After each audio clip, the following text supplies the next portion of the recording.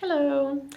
Today we're doing the first half of the lesson about the 10 best ways to live, which more or less is the 10 commandments. We introduce them to the students in a way that is more of a list of ways that we can best love God and love one another, but essentially they're the 10 commandments.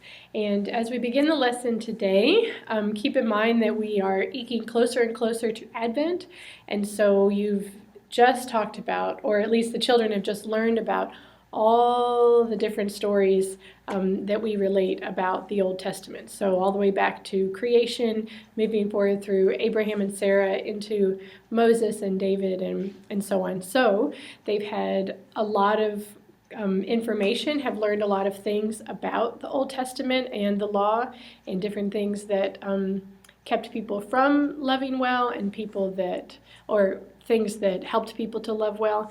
And so this is not out of context, but it does hone in a little more specifically on the 10 Commandments and the life of Moses, even though they've had a lesson about kind of the long life of Moses. And as you begin today, give the children plenty of time to gather so that they can be present in the classroom, let everyone get settled in, no rush to begin. You'll move the circle of the church year forward one more week, which right now is kind of low. It'll be very close to Advent when you're doing these lessons. And introduce yourself to the children. You might want to get to know them a little better by going around the circle and perhaps since Christmas is around the corner and I'm trying to remember what date this lesson will happen on, either right before or right after Thanksgiving. So you might even ask them about their Thanksgiving, if it's already happened, maybe their favorite food that they eat on the Thanksgiving table, something to just warm them up and help them to build connections with one another. After you've gotten everybody settled and ready for the lesson, then you'll begin. After changing the calendar, you'll begin with prayer, and then you'll get started. Today is just the first half of this lesson. The second half of the lesson will come the following Sunday and will be a different video, but we've broken it up so that they can focus on commandments that have to do with God and the commandments that have to do with other people and living in community. So kind of breaking those up into ways that we show that we love God well and ways that we show that we love people well. So you'll notice that I'll kind of, refer to the other ones, but they'll be paid closer attention to during the next lesson. So, all right, let's begin.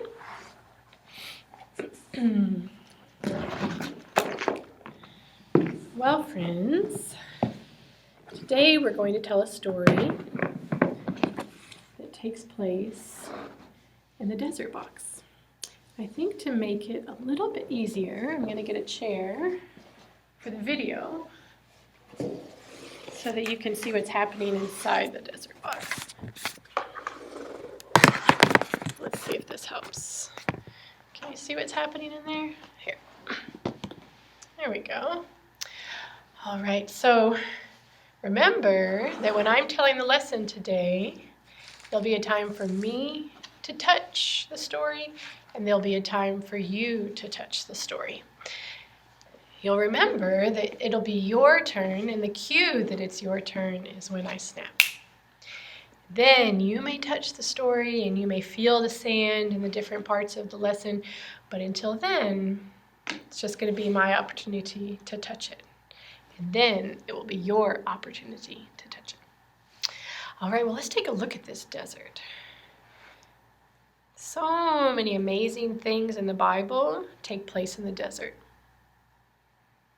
So many different things. In fact, we just have a little tiny piece of the desert here in the classroom with us so that we can tell stories that took place there. I don't know if you've ever been to the desert, but it's a pretty amazing place. When the wind blows, the sand and dry things can move.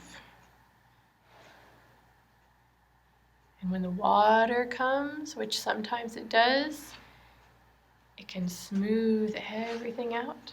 Sometimes it creates floods. Sometimes it creates oases or little lakes in the desert. Sometimes the rivers are full, sometimes the rivers are dry. The desert looks very different than the place where we live. There are different animals there, different plants there. In the daytime, it gets so hot. In the nighttime, because there are less plants to hold the heat, it gets very cold. If you don't know where you're going in the desert, you have to pay very careful attention to your path because things can change and look different on your way home. The desert is a strange and wild place. It's never really the same. It's always changing. Well, after God had led the people through the water into freedom, they lived in the desert. They had been slaves in Egypt. They had been slaves in Egypt, but now they were free. With Moses' help, they were free. God's help. They were now free. They could go any way they wanted. They didn't have to listen to the Pharaoh's instruction. They didn't have to be told where to go anymore. They could wander and travel throughout the desert. But what was the best way to go? How should they travel? It was so hard to know.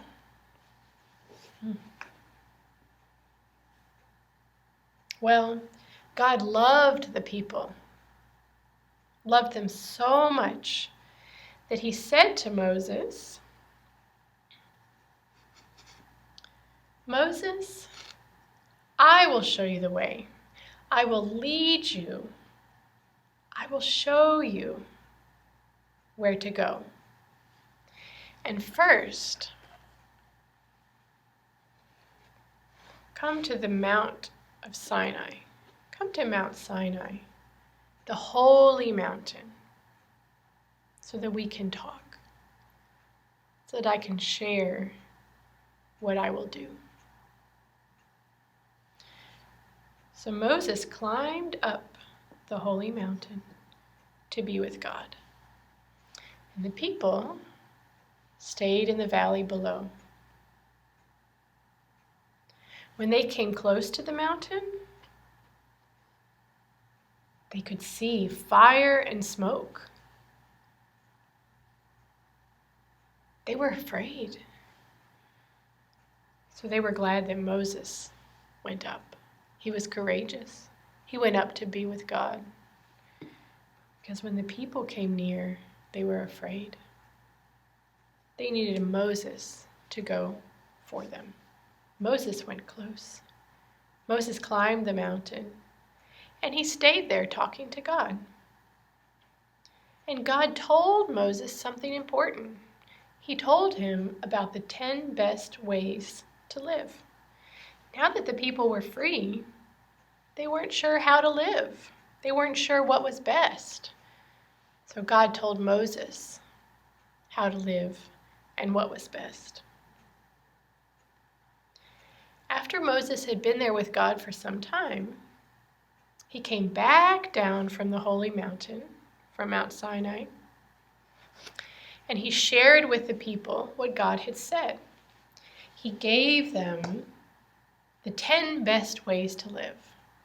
1, 2, 3, 4, 5, 6, 7, 8, 9, 10. That's a lot. 10 ways that they could best live.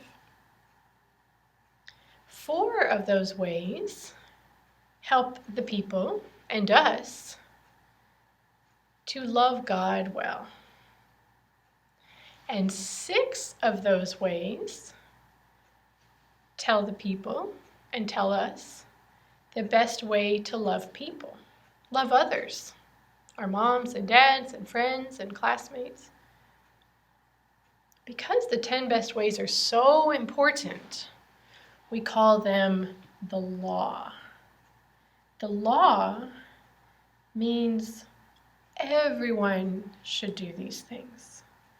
The law means that all of us, these people and us here, our moms and dads and everyone around, should do these things because they're the best ways to be. So let's talk about some of them.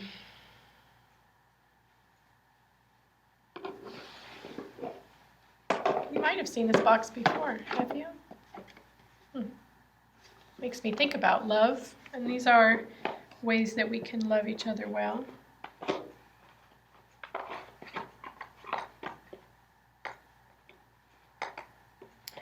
Today, we're just going to talk about the first 4. Do you remember what those are about? 4 help us to know the best ways to love God, the ways to love God well.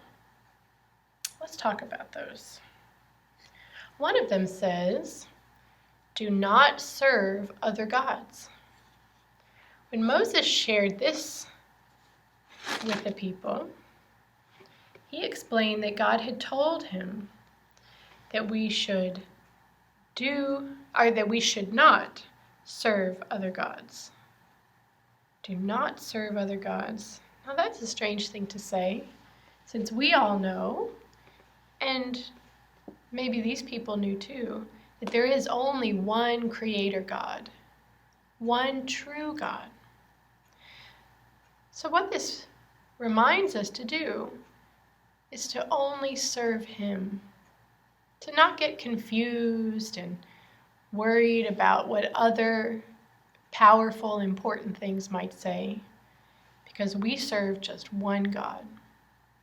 You might remember when we talked about Moses that some of the people bowed down to a pretend God, to a golden baby cow. They were not serving the one true God. So this rule reminds them and reminds us, do not serve other gods. There is only one true creator God. Another special way that God told Moses that we should live is that we should make no idols to worship. That means that we should not love anything else more than God. Even if we love our favorite toy, even if we love our favorite thing to do, we should choose not to love it more than God. We can love God first and then enjoy other things. But God must be first. We should not make any idols to worship. Nothing should distract us of our love of God. Nothing should be more important than God. Another way that we can love God well is to be serious when we say his name. God wants us to remember how powerful he is, how strong he is. And he wants us to remember that he is in charge. So when we say his name, when we talk about God, we should talk about him in a respectful way. We should talk about him in a way that shows how powerful and how wonderful and how strong he is. And when we talk about God, we should talk about him in a way that shows that we know that he's the boss. He's in charge. He's over and within everything. And finally, one other way that God told Moses that we can show our love for him is to keep the Sabbath holy. God wants us to have special time with him. He doesn't want us to get so busy that we forget to spend time just being with him.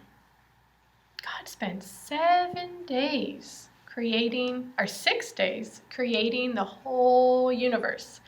And he took one day to rest, to be at peace, almost like he's laying in a hammock, enjoying creation.